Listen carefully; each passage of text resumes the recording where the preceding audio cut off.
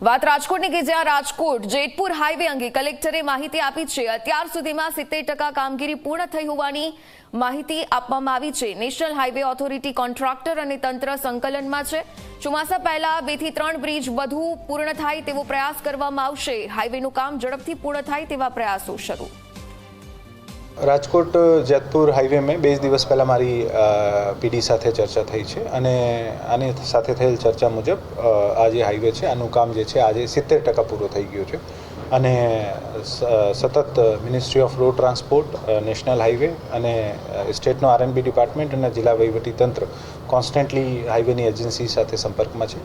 અમે પ્રયત્ન કરીએ છીએ કે મોન્સૂન પહેલાં વધારાના જે 2-3 બ્રિજ છે આ પણ ચાલુ થાય અને જે છે કે કામમાં ઝડપ આવે। છેલ્લા 6-8 મહિનામાં આ કામમાં ખૂબ સારી ઝડપ આવી છે અને આના કારણે જ હું કહી શકું કે લગભગ 32% વર્ક જે છે આ છેલ્લા 8-10 મહિનામાં થયું છે। જ્યારે મેં જોઈન કર્યું હતું ત્યારે આ 39% હતો, અત્યારે આપણે 70% સુધી પહોંચી ગયા। 36% હતો ત્યારે 70% સુધી પહોંચી ગયા છે।